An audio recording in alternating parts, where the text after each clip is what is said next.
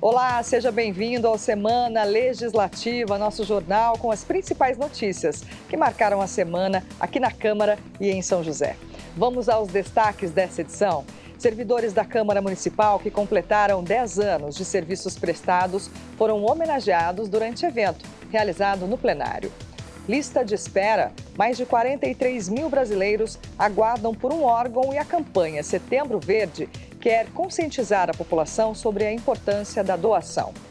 Câmara Municipal aprova projeto que autoriza o Poder Executivo a instituir a política de desenvolvimento da consciência fonológica na alfabetização nas escolas da Rede Municipal de Ensino.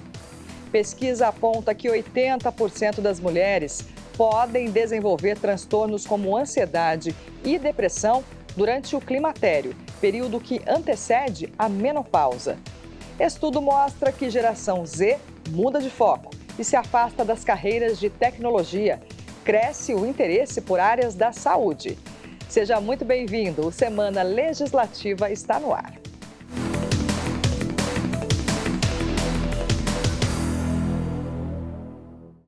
A gente começa essa edição com um balanço dos projetos de lei votados pelos vereadores na sessão dessa quinta-feira.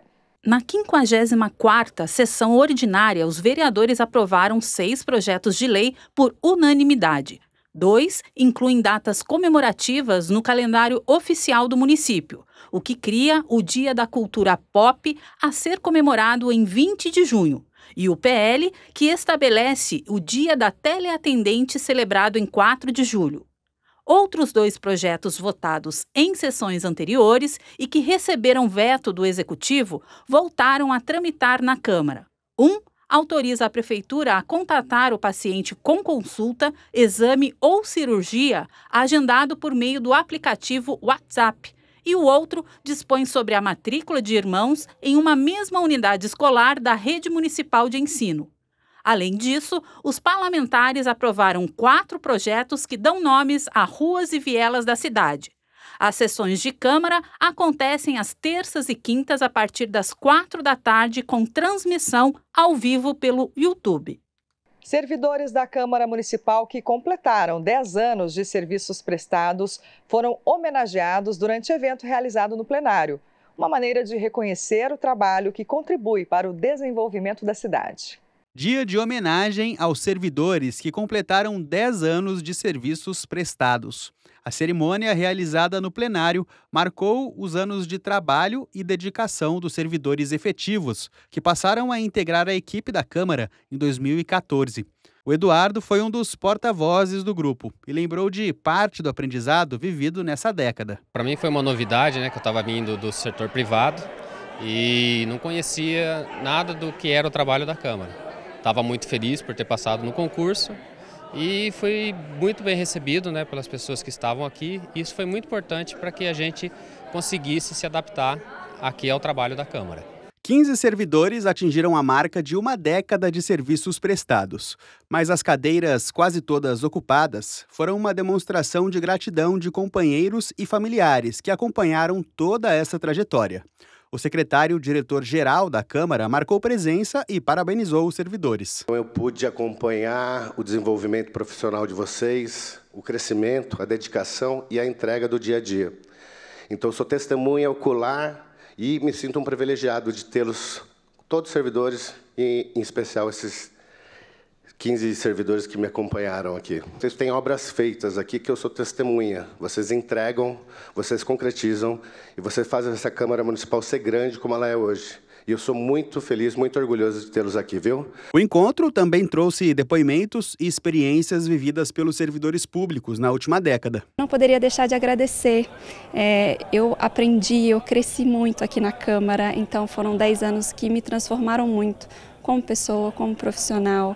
E eu tenho que agradecer muito as pessoas que passaram pela minha vida, que passaram aqui na Câmara, que fizeram muito por mim, que me deram muitas oportunidades.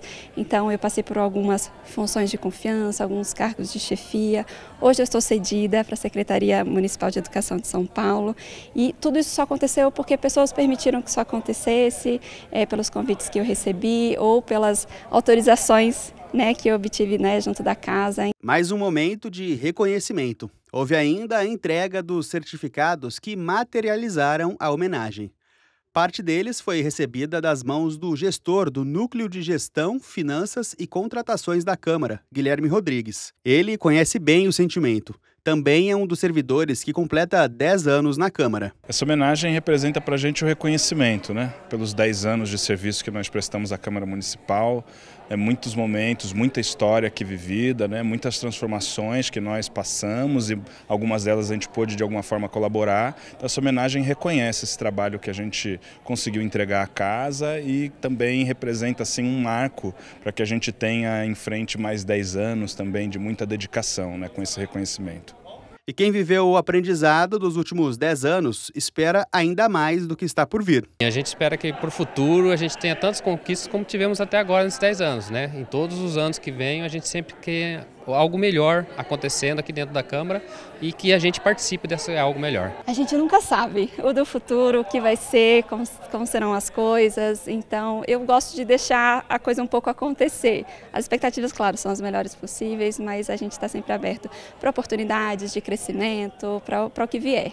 A gente segue falando sobre a Câmara. Os vereadores aprovaram um projeto que institui a Semana de Conscientização sobre o Luto Parental. A proposta é divulgar informações, realizar atividades e, principalmente, acolher os pais após a perda de um filho. A Maiara tem 30 anos. Aos 13, foi diagnosticada com lúpus, uma doença autoimune que a impossibilitaria de ter filhos. Mas em 2020, em plena pandemia, veio a surpresa. Ela estava grávida das gêmeas Maitê e Mariá. A gestação não foi fácil. E um mês após o nascimento das filhas, uma das gêmeas, a Mariá, veio a falecer na maternidade. Então, em nenhum momento foi fácil, assim, para o meu psicológico.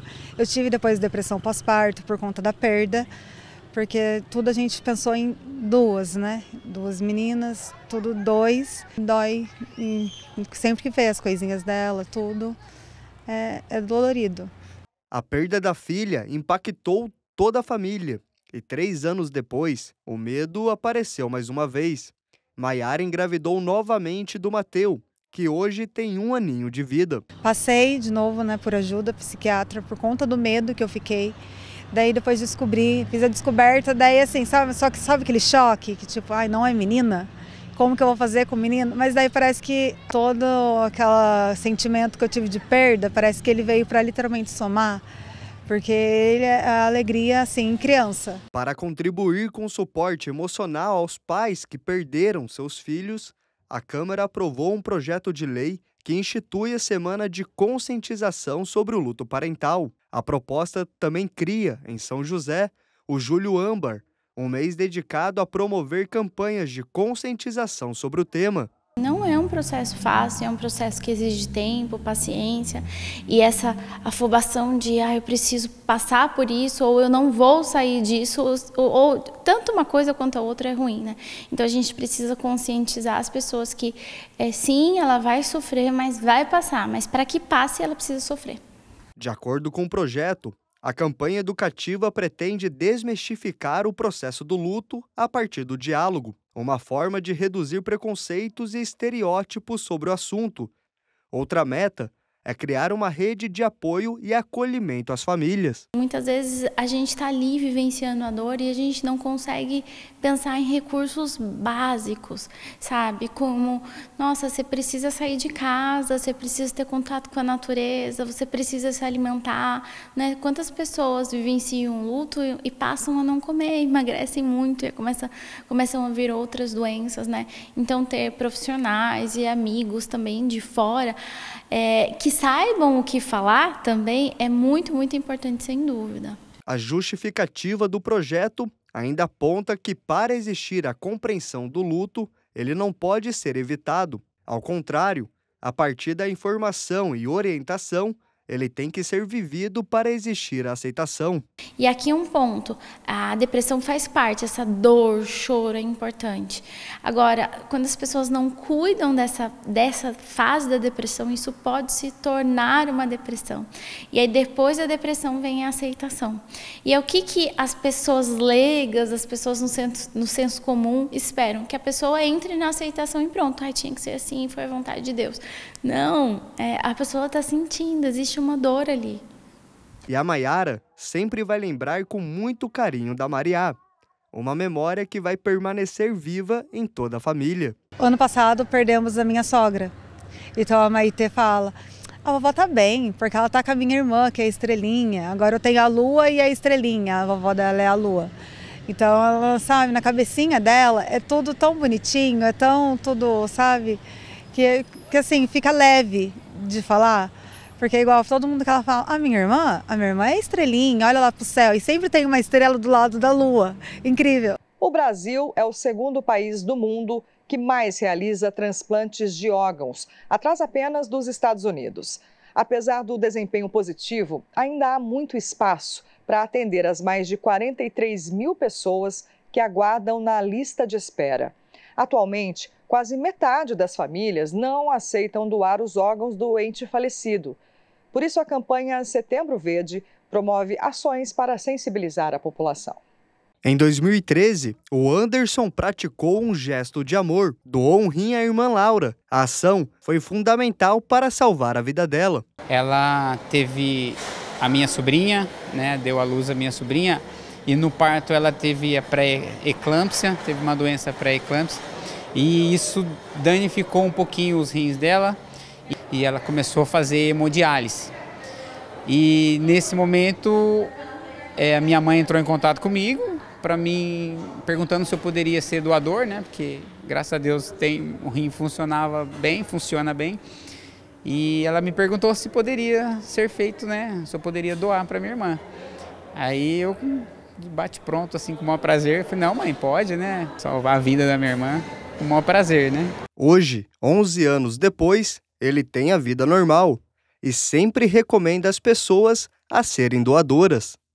Não tem problema nenhum, a equipe médica, os médicos falam a vida normal que segue, sua vida continua a mesma coisa, né? Você pode praticar esporte, sem restrição alimentar, vida normal, tranquilo.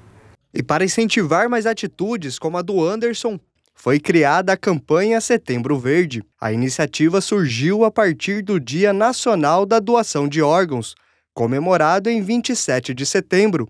A proposta é para sensibilizar a população sobre a importância da doação de órgãos. Para se ter uma ideia, dados do SUS apontam que 41 mil pessoas ainda aguardam um transplante. É uma data muito importante, né, porque para conscientizar as famílias, conscientizar a população da importância de doar órgãos, né, para a gente conseguir salvar mais vidas. De acordo com dados do Hospital Regional, em 2024, 59 pessoas já foram beneficiadas com as doações de órgãos, o que na prática representa que 59 vidas já foram salvas. E os números de doações só não são maiores devido à falta de informação. Como a autorização para a captação dos órgãos precisa do aval dos familiares, a taxa de recusa é grande. Segundo o Ministério da Saúde, a porcentagem de rejeição é de 40%. É importante a gente conscientizar as famílias que compreendam o quanto esse ato nobre pode ajudar a outras pessoas. Desde o começo, esse momento que o paciente está internado, que é identificada a possibilidade dele estar em morte cefálica, que o acolhimento à família já inicia naquela etapa. Aquele momento é muito crucial para que a gente consiga, ao fim do término do processo, ter uma aprovação dessa família. A Maiara, coordenadora da Comissão de Doações de Órgãos do Hospital Regional, ainda explica que é importante os familiares conversarem sobre o tema em casa. O diálogo pode ser a chave para salvar vidas. Então, muitas pessoas não querem falar sobre o assunto, né? Ainda tem bastante recusa das pessoas em falar sobre isso. Mas é importante que deixe claro. A gente não sabe o dia de amanhã.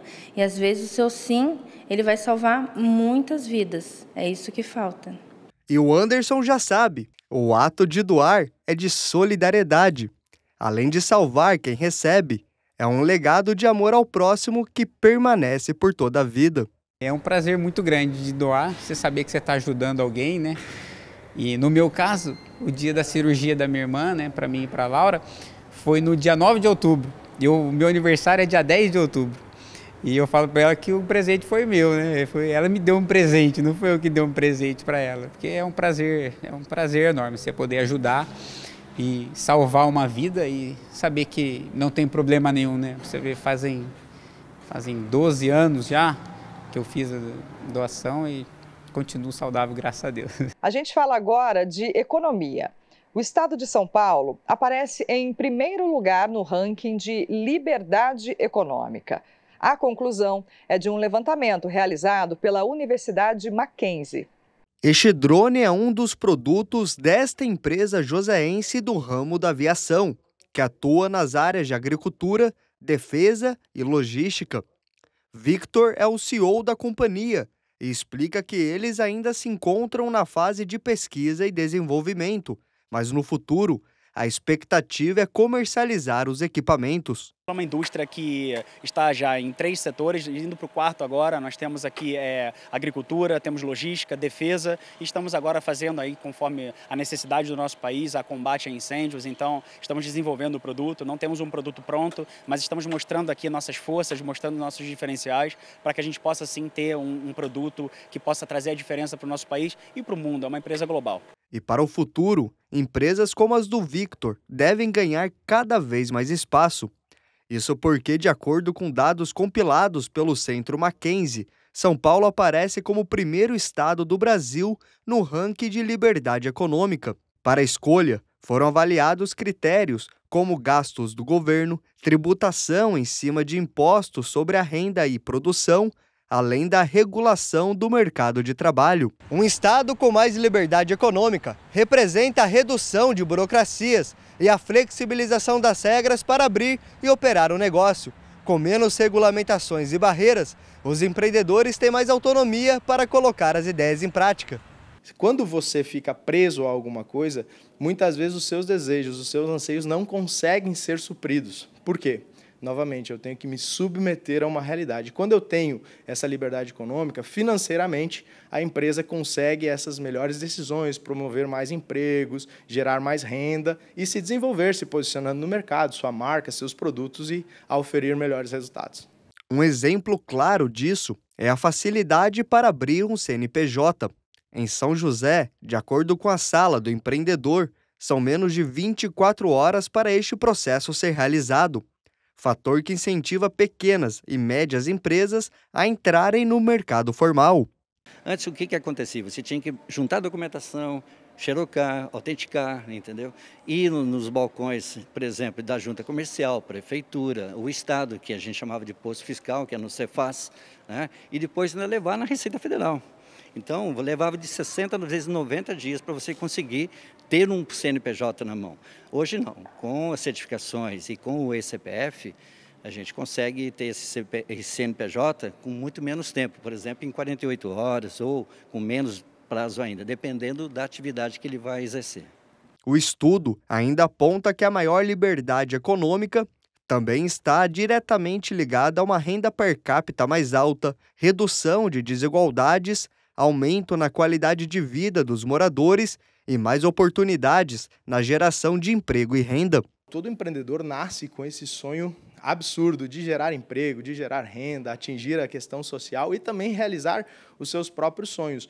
Quando ele tem essa liberdade econômica, automaticamente as decisões são muito melhores tomadas e podendo inclusive melhorar a geração de renda para os seus colaboradores. O Victor é esperançoso e espera contribuir ainda mais com a cidade no desenvolvimento tecnológico e de inovação.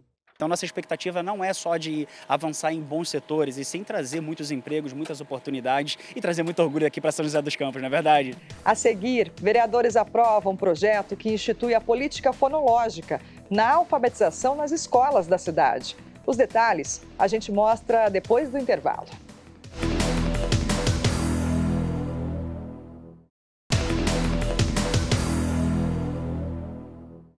Voltamos com Semana Legislativa. Os vereadores se reuniram na última terça-feira para apreciar documentos e debater temas de interesse público. O balanço da sessão a gente confere agora. Durante a 53ª sessão, os vereadores apreciaram uma série de documentos entre requerimentos, indicações e moções. Quanto aos requerimentos, muitos eram cobranças para agilidade de serviços na saúde e rondas policiais. Já em relação às indicações, os parlamentares solicitaram diversas ações de manutenção pública, como limpeza urbana, troca de lâmpadas, podas de árvores, entre outros. Ao longo da sessão, os vereadores também pediram 1 minuto de silêncio em homenagem aos moradores falecidos na cidade. As sessões de Câmara são realizadas todas as terças e quintas, a partir das 16h, com transmissão ao vivo. A Câmara Municipal aprovou o projeto que autoriza o Poder Executivo a instituir a política de desenvolvimento da consciência fonológica na alfabetização nas escolas da rede municipal de ensino. A proposta é favorecer o processo de aprendizagem dos alunos. A alfabetização é um período de desafio na vida das crianças. Tempo de formação e aprendizado. Aprender a ler e escrever é conhecer um novo universo. Elas começam a ter acesso aos livros, às informações, aprender a fazer as interpretações. Nesta fase da vida, a fala é extremamente importante. A junção das sílabas e a parte sonora são fundamentais para que a criança aprenda a ler e escrever. Quando a criança vai chegar lá na primeira série, na pré-alfabetização, ela já precisa ter essa habilidade comunicativa instaurada para que ela possa entender que o alfabeto vai ser uma referência, vai ser um código para que ela junte esse código e ela forme, por exemplo, com os pequenos sons, a palavra casa. Ela vai entender que a professora está falando tatu e que ela pode juntar o t, né, o t que tem o som do t com o a e ela vai fazer o tá e o tu. E por essa importância, crianças com dificuldades na fala passam por problemas na aprendizagem, além de problemas na comunicação. Isso pode gerar traumas psicológicos. Quando a criança acaba apresentando uma dificuldade, acaba interferindo nesse processo dela até emocional e que acaba virando uma bola de neve, que acaba até atrapalhando aí, gera uma ansiedade e gerando um impacto nesse processo importante que é a alfabetização. Às vezes a troca na fala, isso também acaba impactando na socialização. Na hora dela brincar, às vezes ela fica até irritada, evita de falar, evita de brincar, porque o outro vai perceber que ela está falando errado. Para ser alfabetizada, é fundamental que a criança desenvolva consciência fonológica, a capacidade de perceber, separar e manipular sons e sílabas da fala. A consciência fonológica é uma habilidade, né, que nós temos e que nós desenvolvemos desde a barriga, né, da nossa mãe para entender a relação entre os sons, desde o menor som até a construção de palavras. Para prevenir casos de distúrbio na fala de crianças e ajudar aquelas que sofrem com um problema, a Câmara aprovou um projeto que autoriza a Prefeitura a instituir a política de desenvolvimento de consciência fonológica na alfabetização na rede municipal de ensino. A partir da matéria, as escolas contarão com a presença de fonoaudiólogos, que poderão auxiliar professores e educadores nas etapas da aprendizagem nas escolas. A gente vai ver se o aparato orgânico da criança está ali tudo certo para que ela possa desenvolver. Então, será que ela está enxergando bem? Porque ela tem que enxergar a boca para saber o movimento que faz o b, o p, o l, o t, o tr, o sh, né? Porque vamos pegar o exemplo do sh. Se é uma criança que não está enxergando bem e não está escutando bem, ela pode achar que ela está fazendo o mesmo som para sh, para j, né? Então tem que estar ouvindo bem, tem que estar enxergando bem e tem que sentir, ó, sh. Na prática, com a participação de fonoaudiólogos nas escolas, será mais fácil identificar possíveis problemas na fala de alunos e os encaminharem, se necessário, à rede pública de saúde para o tratamento. A gente está sempre de olho no interesse da criança e é claro que dentro da escola a fono e os professores, os educadores, precisam fazer com que as coisas sejam mais interessantes que o celular, principalmente. Para a neuropsicóloga, o projeto vai ajudar não só na parte acadêmica, como também na parte emocional e social das crianças. Tem alguns casos que a gente vai identificando, vai percebendo que está com essa questão da alfabetização e aí que vai começar aí um caminho de busca de ajuda. Se isso já está dentro da escola, a chance é que a criança nem chegue a ter esse reflexo emocional, porque ela já vai ter todo esse apoio no momento certo. Então, sem dúvida, para o desenvolvimento da criança, isso é muito positivo. A gente fala agora de um problema que atinge 10 milhões de brasileiros, a compulsão alimentar. Dados da Organização Mundial de Saúde revelam que os transtornos relacionados à alimentação afetam 5% da população brasileira. Entre as causas apontadas por especialistas estão o estresse e a dificuldade em aceitar o próprio corpo. A compulsão alimentar atinge 4,7% dos brasileiros. A taxa deste transtorno alimentar no nosso país é quase o dobro da média registrada no mundo, segundo a Organização Mundial da Saúde. Essa psiquiatra explica que os sintomas, muitas vezes escondidos pela nossa cultura alimentar, dificultam a identificação da doença. A gente tem essa relação com a comida de fazer ajuntamento, de sentar à mesa, de comemorar comendo, enfim.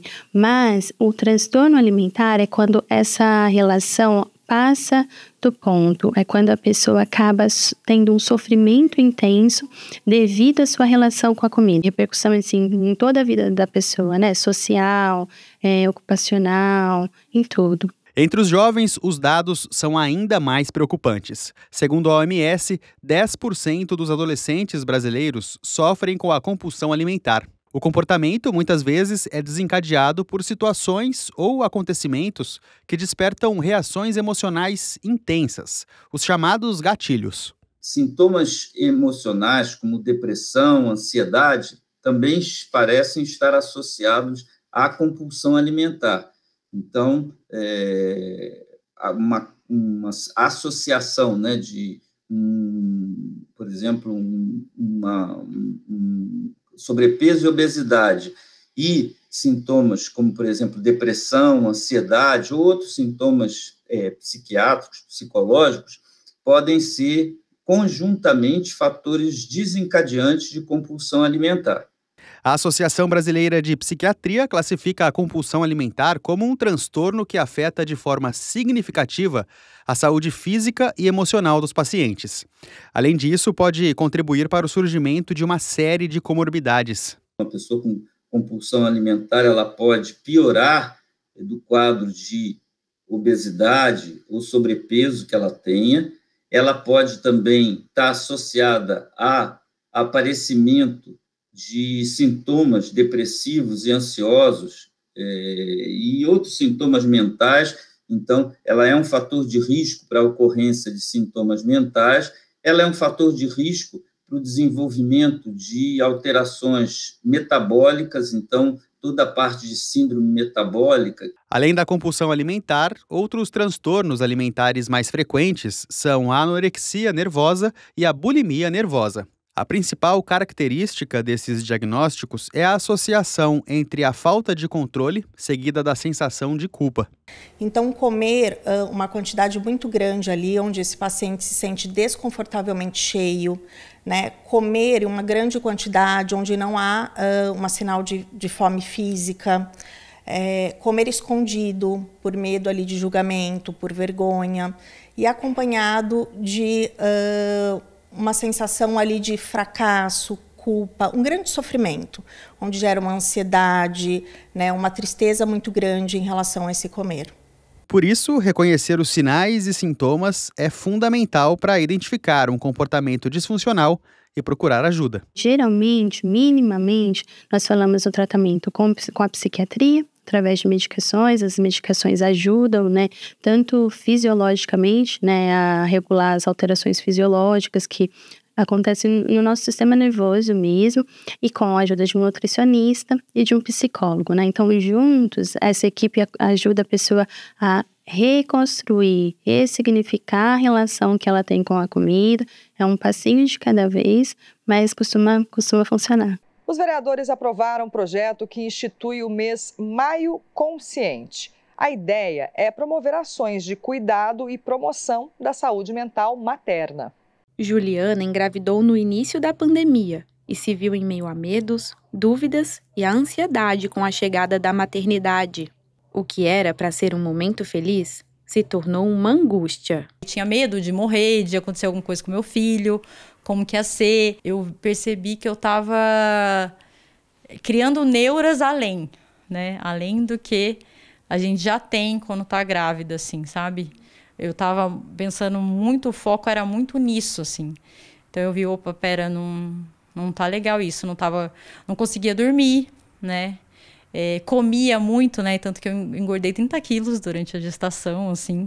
Na época, a analista comercial fazia tratamento com uso de medicamentos controlados e o marido, caminhoneiro, passava muito tempo viajando. Grávida de primeira viagem, precisou suspender os remédios. Foi quando percebeu que precisava de ajuda psicológica.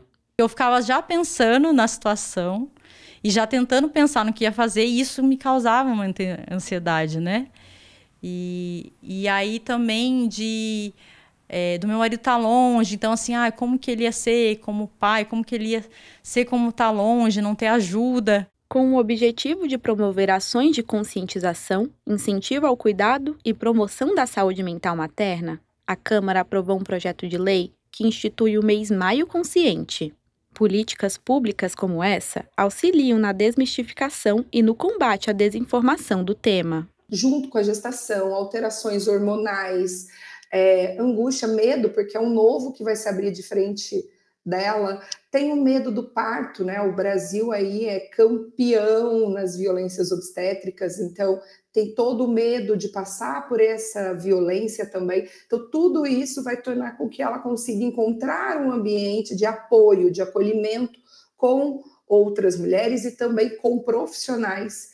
Então, saber que existem profissionais que estão olhando por ela. Segundo a justificativa do projeto, o aumento nos casos de depressão, ansiedade e suicídio entre as mães precisa da atenção do poder público. Fatores sociais e econômicos contribuem para a incidência dos casos, como desemprego, violência doméstica, famílias fragmentadas e tripla jornada de trabalho. Outras questões como fatores sociais, fatores econômicos, rede de apoio, a própria condição física da mãe, se ela tem uma diabetes, se ela tem algum outro problema de saúde, isso tudo influencia, né? Como sempre dizemos, somos seres biopsicossociais. A saúde mental materna é uma pauta urgente. Estudo da Fiocruz aponta que 26% das mulheres apresentam sintomas de depressão pós-parto no Brasil. O problema traz consequências para o vínculo entre mãe e bebê.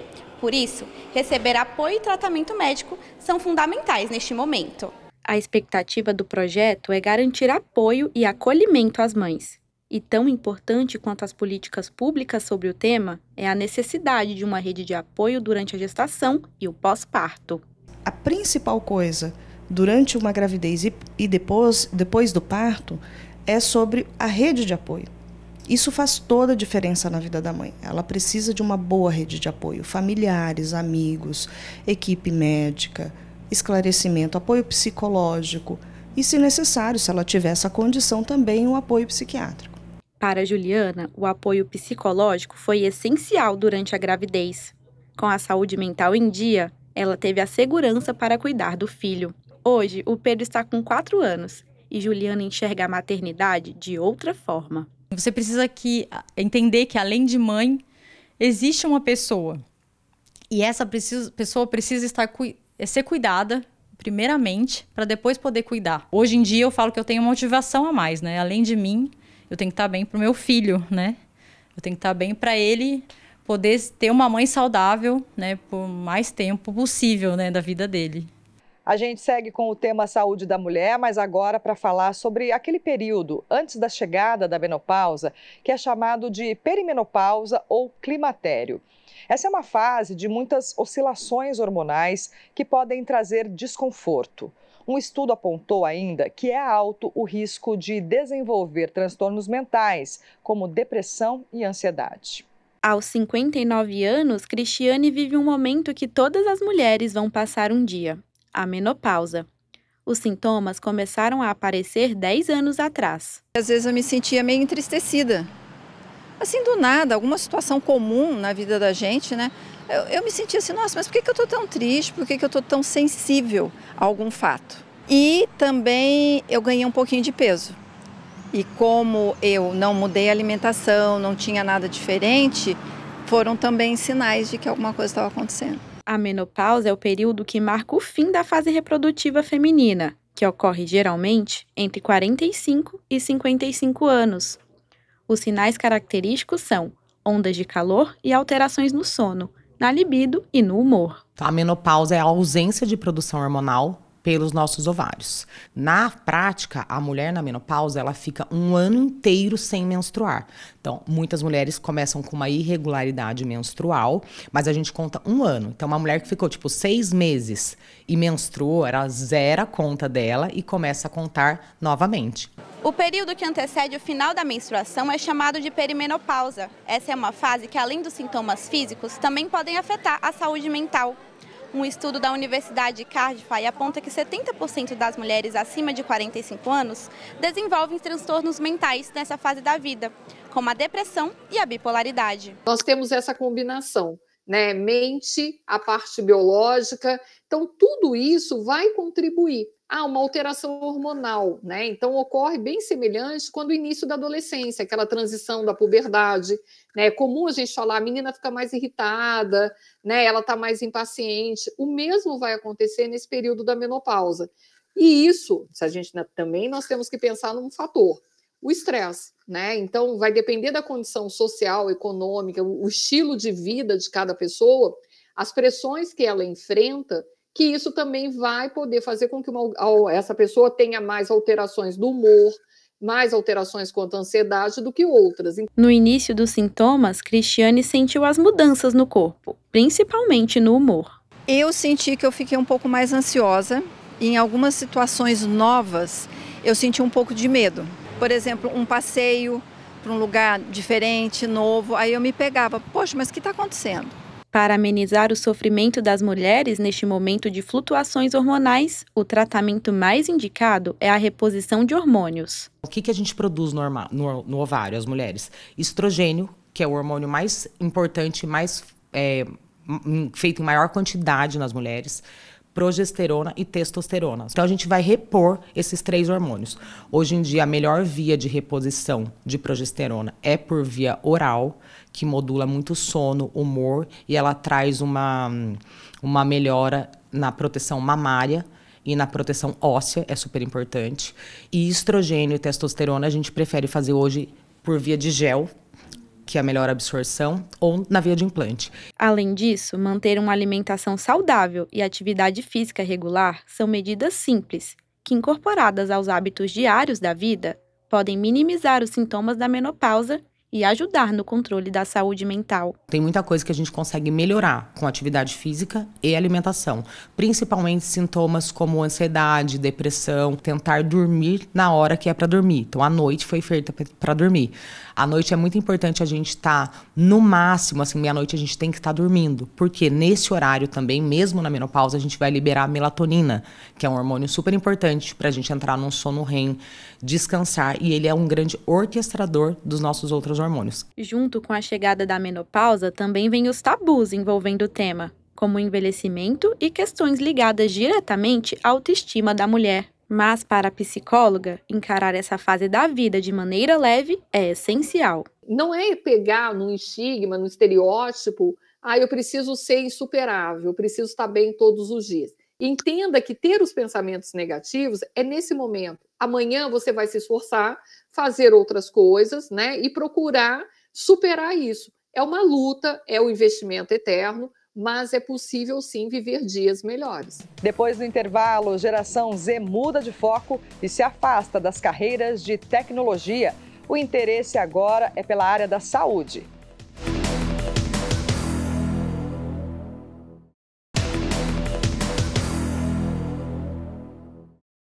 Voltamos com Semana Legislativa. E um projeto que autoriza a Prefeitura a instituir o programa Domingo, a Rua é Nossa, foi aprovado pelos vereadores. A ideia é deixar a via em frente ao Parque Vicentina Aranha sem a circulação de carros e livre para os pedestres aos domingos. Olha só toda a movimentação dessa rua. Já pensou como seria ela fechada para os carros e com o espaço livre para as pessoas passearem? Pois é, um projeto de lei aprovado na Câmara promete fazer isso. Sabia dessa? Não sabia, mas é comum de acontecer, principalmente quando tem uns eventos, assim, tipo carnaval, assim, sempre fecha a rua. Eu ainda não sabia, mas eu acho uma ideia bem legal porque já é comum aqui. Não sabia não, para mim é novidade. O projeto de lei cria o programa Domingo a Rua é Nossa. A ação vai tornar a Rua Engenheiro Prudente Meireles de Moraes exclusiva para a população aos domingos. O lugar fica em frente ao Parque Vicentina Aranha, na região central da cidade. Com o programa, toda a extensão da rua vai ser usada para atividades de lazer e recreação, como, por exemplo, danças, peças teatrais e outras apresentações. É possível ainda que aqui na região tenha a venda de comidas típicas nos chamados food trucks. Tudo com a intenção de atrair o público para cá aos domingos. Um lugar a mais onde você tem liberdade com as crianças e para a gente conversar. E a entrada do parque, eu acho que porque é difícil para você estacionar aqui no domingo e tudo, até só para deixar tá difícil. Então eu acho que vai ser bom sim. Eu acho que é legal ter essa área, ter espaço para as pessoas poderem passear, poderem caminhar. Como aponta o projeto, o programa se junta a todas as atrações oferecidas pelo parque, como as feiras de artesanato e produtos orgânicos, e também as apresentações musicais.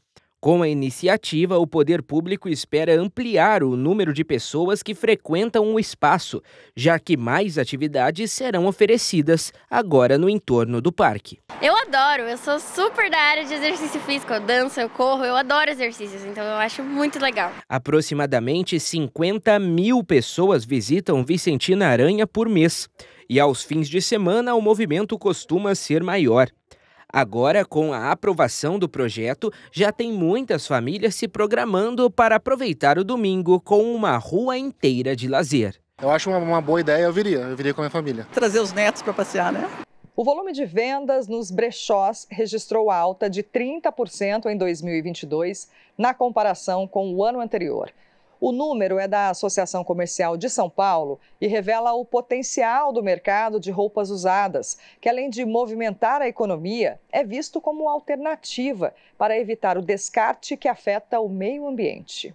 Renovar guarda-roupa sem gastar um centavo, ganhar um dinheiro extra por desapegar de peças ou ainda montar diversos looks a preços bem acessíveis. Essa é a realidade nos brechós, um tipo de negócio sustentável e lucrativo que cresce cada vez mais. Do ano passado para cá, então, foi um boom. A gente está abrindo cada vez mais digas, cada vez mais lojas pelo Brasil. Então, temos no Sul, temos aqui em São Paulo, temos em Mato Grosso. Então, realmente, estamos abrindo também mais agora no interior de São Paulo. Então, está sendo bem bacana. Hoje, no Brasil, existem 119 mil lojas de brechó. E, segundo o Sebrae, até o ano que vem, o setor deve movimentar 24 bilhões de reais, alta de 40% no comparativo dos últimos 5 anos. Aqui em São José, já são 94 lojas no ramo. Hoje, os jovens tendem a buscar mais esse perfil, as pessoas de média idade estão começando a tirar esse preconceito, né? Estão começando a usufruir. Como comentei, os homens também estão vindo para poder utilizar esse setor e a parte infantil e de maternidade é o que mais cresce, porque a criança muitas das vezes usa uma vez ou nem usa e existe essa necessidade de todo mês ali estar renovando esse guarda-roupa. Então, por isso que é um setor que vem crescendo, né? E diversificando a qualidade dos produtos. O crescimento dos brechós aponta não só questões econômicas, mas também uma mudança de pensamento em relação aos hábitos de consumo. Nesse novo ciclo proposto para as peças de roupas, todos ganham. Quem compra, quem vende e principalmente o meio ambiente. Um estudo da indústria da moda apontou que 1 em cada 2 pessoas descartam peças de roupas que não usa mais diretamente no lixo. Com isso, 4 bilhões de toneladas de roupas vão para os aterros sanitários todos os anos. Mas a realidade está mudando. A partir dos brechós, cerca de 12% dos brasileiros têm optado por roupas de segunda mão. A indústria têxtil é a segunda que mais polui no mundo, né, logo após a petrolífera. A gente tem uma problemática muito alarmante, que é a questão dos resíduos que sobram aí dessas indústrias, né? Então, as roupas que se amontoam nos lixões, nas costas, os continentes, já existem ilhas e ilhas de roupas descartadas, porque não há mais local para descartar da melhor forma. Então, ou é incinerado, ou é enterrado. Então, é um problema ambiental e social muito grande. Então, os brechós, eles são um local para fomentar essa lógica circular de que a gente pode reutilizar roupas que às vezes estão até com etiqueta. E esqueça aquela ideia de roupas ultrapassadas, encardidas e cheirando a mofo. Nos brechós, as peças passam por uma curadoria antes de serem disponibilizadas.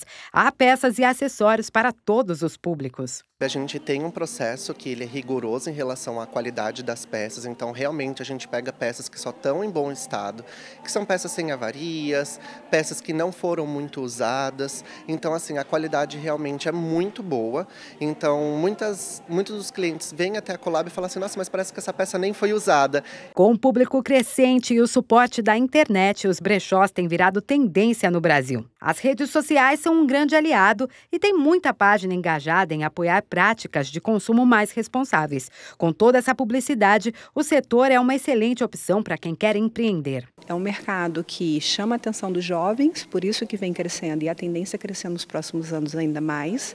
As pessoas que não tinham esse hábito por conta do preconceito da parte do assistencialismo, hoje está se permitindo usufruir e ter essa experiência com brechó, né? Porque tem muitos brechós que nem dinheiro precisa, né? Faz ali o dinheiro girar dependendo das peças que você traz. Essa dinâmica que conquistou o mercado da moda transforma descarte em verdadeiros achados. Seja por sustentabilidade, facilidade ou economia, os brechós vieram para ficar. A moda de segunda mão, que é a moda dos brechós, é seguir essa lógica circular, que o que é resíduo para um, o que é lixo para um, pode ser recurso e roupa nova para outros.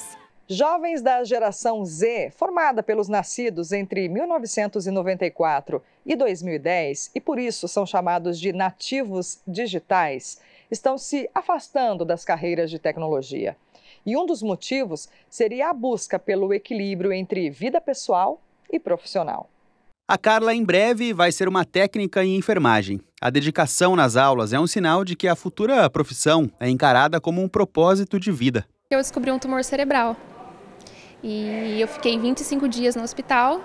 Eu passei por 2 cirurgias enormes. Foi um momento muito difícil, tanto para mim quanto para minha família.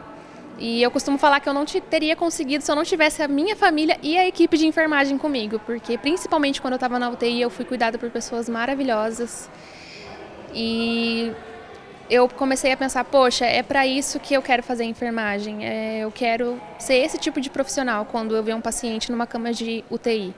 Ela faz parte de um número crescente de jovens que têm escolhido seguir carreira na área da saúde. É o caso da Bruna, que nem mesmo pensou em trabalhar em setores que costumam agradar os jovens, como o ramo da tecnologia da informação. Entrou a pandemia e aconteceu tudo o que aconteceu e minha mãe sempre chegava em mim e falava, ai Bruna, aconteceu isso comigo, dentro do hospital a correria era muito grande, tipo pacientes, tinha alguns que retribuíam de alguma forma, com presente, com cartas.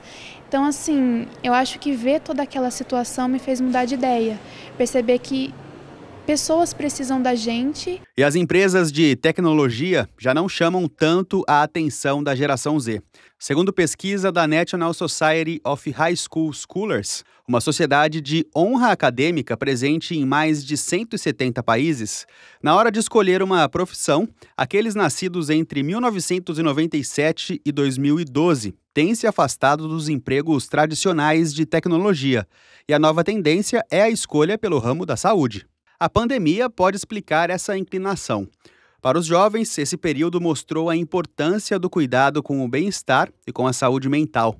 Segundo essa especialista em comunicação, outra justificativa é a busca por propósito, uma característica muito presente entre os jovens da atualidade. Hoje, o que os noticiários falam?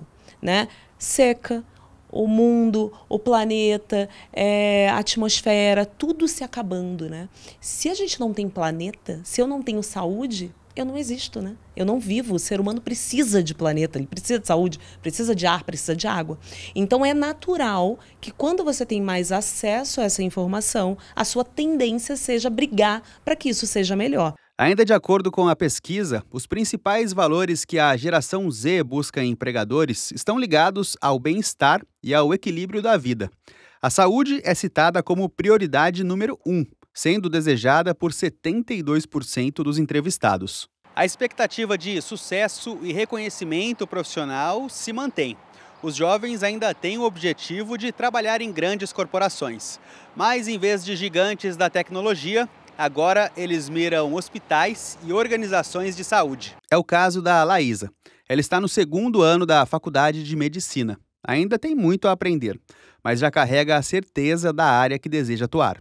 Eu consegui gerar mudanças na minha vida profissional e pessoalmente falando através do meu contato direto com o paciente, proporcionado pelas idas à unidade básica de saúde, acompanhando eles diariamente, vendo que eu posso gerar mudanças neles e entender que cada paciente meu é único, então criar propostas e estratégias únicas para cada um deles. As oportunidades na área continuam fortes. A Organização Mundial da Saúde estima uma escassez de 10 milhões de profissionais médicos em todo o mundo até 2030. Mas se engana quem pensa que tecnologia e saúde não têm relação nenhuma.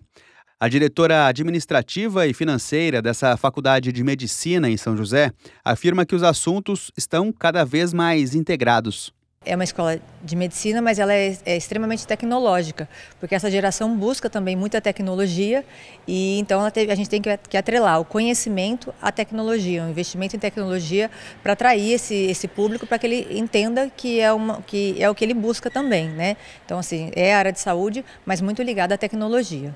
Mesmo sem nunca ter imaginado trabalhar com tecnologia da informação, a Maria Cristina foi surpreendida.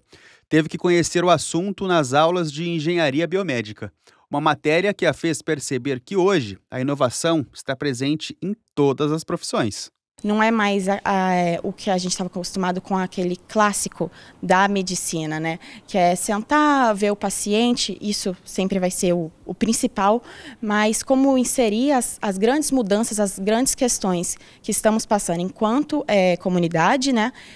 Dentro dessa parte da tecnologia com a medicina. Eu acho que foi a mudança que eu mais vi, assim. E outra característica da geração Z é acordar e passar horas na cama com o celular na mão.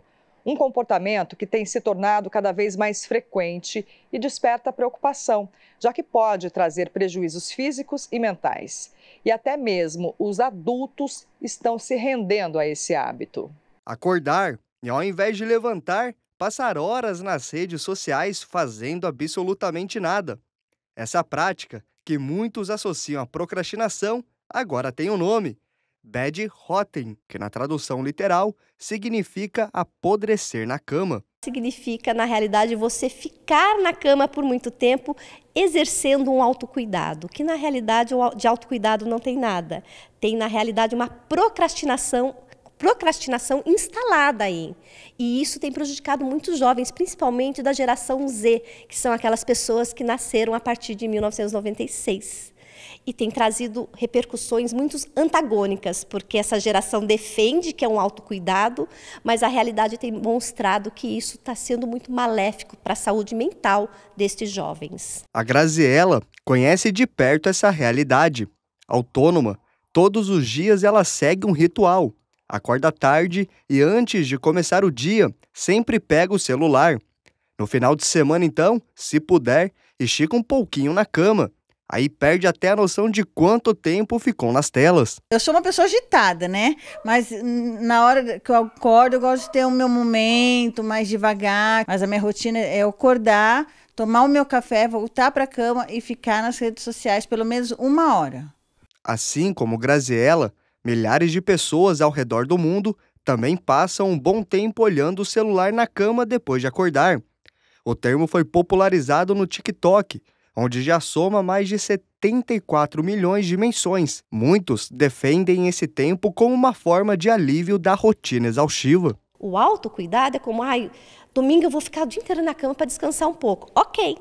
O problema é que é domingo, segunda, e aí isso vai se estendendo e você vai entrando num vício que é só ficar ali na tela e não conseguir se desconectar. Você não tem um momento de exercitar a presença, de exercitar essa sua consciência de um dia que se inicia e de poder realmente, que a gente fala, ter uma higiene mental para começar seu dia. Mas esse comportamento, que pode parecer uma forma de autocuidado, precisa de atenção. Quando exagerado, ele pode desencadear problemas no sono e na saúde física, e até mesmo agravar quadros de ansiedade e depressão. E o descanso é essencial, mas o equilíbrio é o ponto-chave. Por isso, é importante sempre procurar atividades ao ar livre, a prática de exercícios físicos e interação social com amigos e família como alternativas para aliviar o estresse do dia a dia. Cada vez mais a ciência mostra que você praticar exercício físico, você cuidar da sua saúde física e mental é fundamental para a qualidade de vida de um ser humano. Vá caminhar, vai exercitar, vai ter uma alimentação saudável, vai ter um sono regrado, dormir num horário que seja noite e não de dia e acordar com mais disposição, exercitando, praticando realmente a saúde. Isso sim é o ideal. Não é que você tem que eliminar a rede social.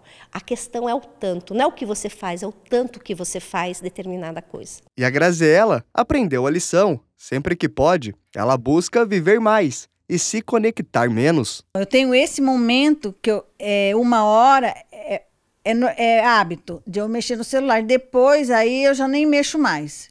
Eu fico sem o celular tranquilamente. E essa edição fica por aqui. Muito obrigada pela companhia. Um ótimo final de semana para você. Tchau, tchau.